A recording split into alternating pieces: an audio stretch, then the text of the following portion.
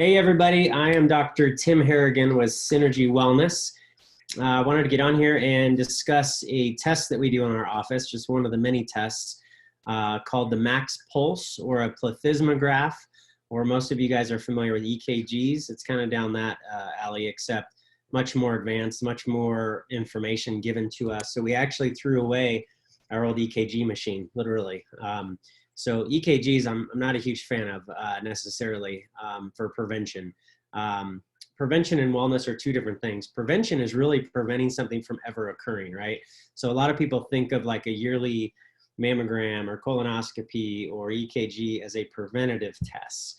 Well, those aren't preventative tests. Those are early indicators, but they don't really prevent something from happening by just doing that test, right? The test will hopefully provide an early indicator for us, but it's not going to prevent the actual disease from occurring. And that's more of our lifestyle and our habits and supplements. Most supplements contribute to this. They don't help it. So we've kind of been obsessed with this process over time. So we started doing this test I'm about to explain to you years ago on every human being that goes through our door, because heart disease is the #1 killer.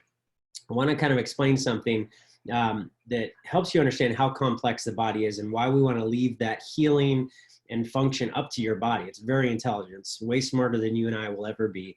But every second in our bodies, there's actually over 30,000 billion chemical reactions per second.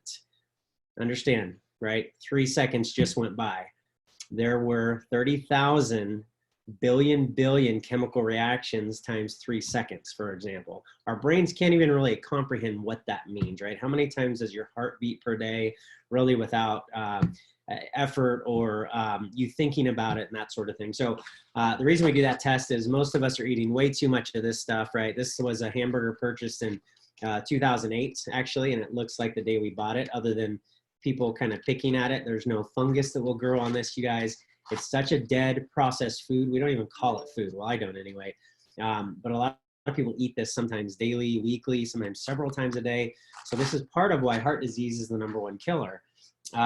Fat, obesity in adults has never been a bigger problem. I can show you some charts about how exponentially that's getting worse over time. So we all need some help with this. So top 4 killers are actually heart disease, cancer. Most people don't realize the third one. Medical intervention is the 3rd leading cause of death in America, you guys. #4 is a medication. So honestly, all 4 of these is why we've created the practice that we have. So one of those tests, like I said, is a cardiovascular test.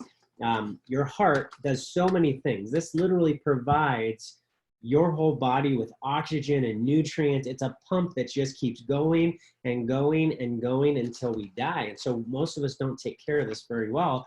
And we don't look out for those chronic or long-term slow changes that happen. And one day I have a heart attack, right? The first symptom of heart disease usually is the heart attack itself. So that's also the reason why we started doing this test. We have a much more sensitive indicator to track progress or digression over time with a very sensitive measurement. I'm going to go over that here shortly. A book I would recommend for everybody too is called The Cardiovascular Cure. There's another one called No More Heart Disease. This is one of my favorites. It talks about the importance of nitric oxide in our bodies and how our bodies produce it. I actually have a webinar just on that. So reach out to me if you want to see that. So let me share my screen here with you. I want to show you a recent test that we did on somebody so I can kind of break it down for you a little bit. All right, you should be able to see my screen there. So this is the actual test after we perform it on somebody. It only takes a few minutes to do this test. It's a phenomenal test that we've been using forever, and we've helped so many different people change their patterns by affecting their lifestyle, getting them on some really good supplements, no synthetic supplements, no isolated supplements, stuff like that. So we all use all whole food-based supplements in our practice. We've been obsessed with that. The supplement industry is garbage. 95% of what you guys are buying out there, whether it's online, at the store, 95% is garbage. It's either contaminated, and a lot of people say, well, no, not my product. I take a really good one. That's what we all think, right? But 95% of what you guys are taking is not good. They're either isolated, which means not the full puzzle, so to speak. They're synthetic, made in a laboratory, or just the wrong form that your body doesn't even really understand. So it's causing more stress on the body. So this test is based on heart rate variability. So I have a lot of information to go over on here, but I want to keep this fairly simple also. Of course, it checks your heart rates. It tells us lowest and highest heartbeat during the test. Don't worry about this section here. This is the heart rate variability section. This is basically what it's measuring throughout the time of your testing. And then it provides all these nice charts for us. So all these different logarithms and things, it goes into a database and creates these charts based on your age and all of those factors.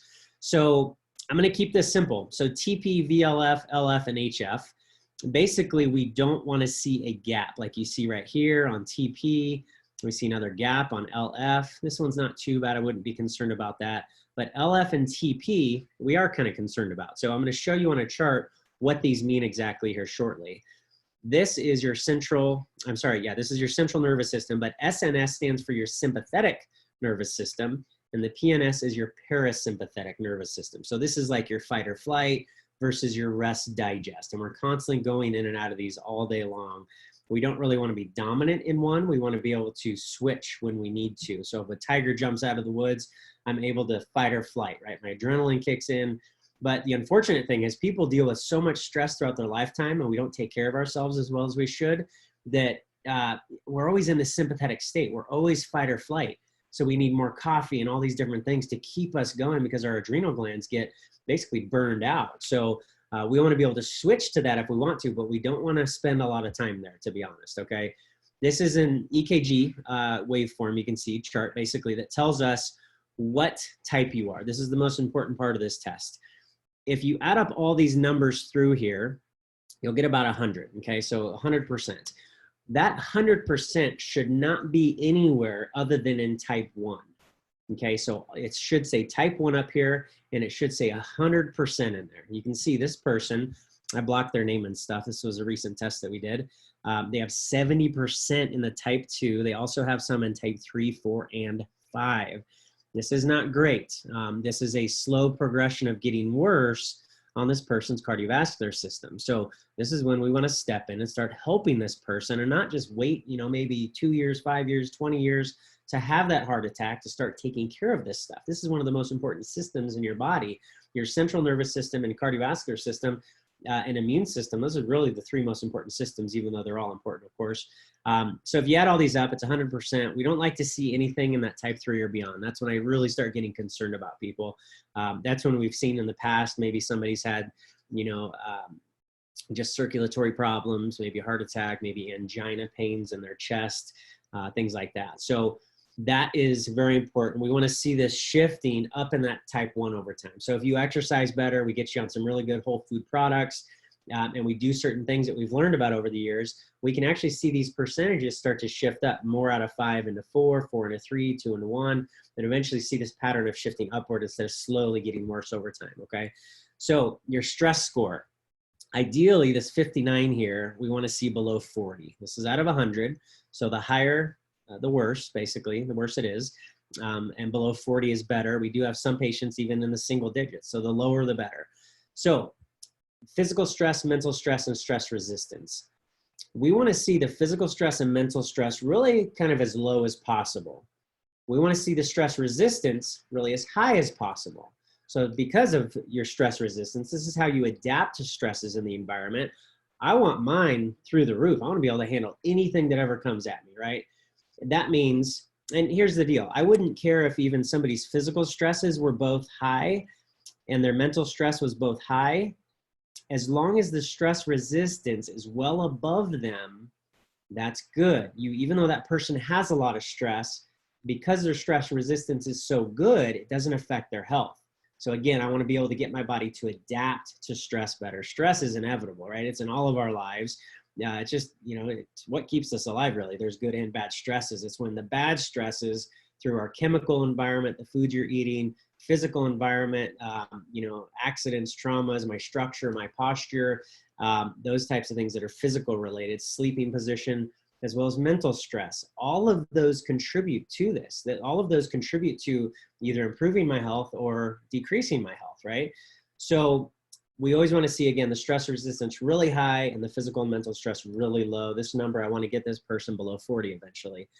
If we look at these other measurements below the waveform chart here, the EKG, we have DPI, EC, AE, and RBV. So all of these should be ideally in this optimal range right here, okay? So there's no reason, it doesn't matter what age you are, you know, things that are normal versus common, very different, right? Is it common for people to be below the optimal range? Well, absolutely. It's not normal though, you guys. Don't compare yourself to the average person. The average person is actually very sick. So DPI, this is kind of like general heart health, basically. EC is how strong is your contraction? When your heart contracts, the ventricles, how strong are they contracting?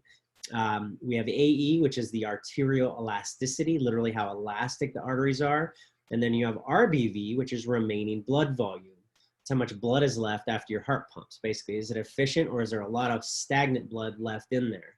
So you can see, you guys, this test shows us so much more than a traditional EKG. This is why we do this on everybody. And we also follow up with people to retest to see what things in their environment will help them improve on this. So if you want to get this done, reach out to us. If you have gotten it done already, I hope that helps explain some more about it. And we also give you these resources to help you understand, because there's a lot of stuff going on here, as you can see. So I know with myself, I want to study the heck out of these things and, you know, really learn about them so that I can improve on them over time. And whether it's myself or my family or our patients, this is a very almost invaluable tool that we use. So this helps you explain, learn more about the levels or the types. They're the same thing. So even though you see level 1 here, that means the type that we talked about. So type 1 through 7. So type 1 is normal, we talked about. Type 2 is suggestive of some circulatory issues, some slight buildup. 3, 4 is even worse than that, you can see. Type 5, this is type 3 and beyond, we just don't, it's not a good pattern to be in, okay? So we definitely want to kind of intervene and hopefully change that pattern for you. So this helps you understand your own chart. This also is a legend so that you can see what's going on. I forget what the other scan showed was low. It looked like TP and LF. Let's talk about those briefly. TP is decreased autonomic nervous system function, could be lowered regulation competence, just with the nervous system, decreased ability to cope with a requirement of continuously changing in the environment, right? This is your body, basically, how it adapts to your surroundings, okay? So if TP is low, that's not a great thing, right? LF was low on that person as well. So this could be things like loss of energy, fatigue, insufficient sleep, or lethargy. So you can see all these have different meanings behind them. So we provide this so that you can kind of study your results a little bit more. There's also another legend here that helps you understand some of the other measurements, the definitions, some other technology questions that people have. How does it work exactly? What's heart rate variability? We give you the American Heart Association blood pressure chart here. And by the way, most people don't take their blood pressure properly. Just taking it in the middle of the day or at a doctor's office, really almost pointless information. So there's a proper way to take that. So reach out to us if you want to discuss how to do that exactly. Maybe we'll do another video shortly on that. And then L-arginine, this is one of the biggest tools. Don't just go out and buy L-arginine, by the way, you guys. But this, as part of a formula that we use, so many benefits, you guys. Thousands of studies showing why L-arginine is important in our body. We have very specific products we use for this. Don't just run out and buy stuff. A high dose of L-arginine is actually counterproductive. So you have to have the right amount, okay? So reach out to us. Don't go and buy this online, by the way. Reach out to us and we can show you the cheapest way to get this. There's a lot of counterfeit products out there. Heart rate variability, we have 2 different explanations in here to help you understand what is heart rate variability. This is really the gold standard for stress testing. There's cardiologists in Tucson now that are starting to use this. We've used this technology for many, many, many, many years. It's the best way to see how stressed your body is, which also affects the heart, of course. So a couple articles on that, and that's really about it. So I hope that was helpful. If you've never had this test done before, reach out to us. We can definitely get you tested. And then it's really just a matter of understanding the test, which is why we provide this for you. And we want to beat those odds, you guys. Heart disease, again, is the #1 killer. Most of us have too much of this. Most of us are eating not enough real food.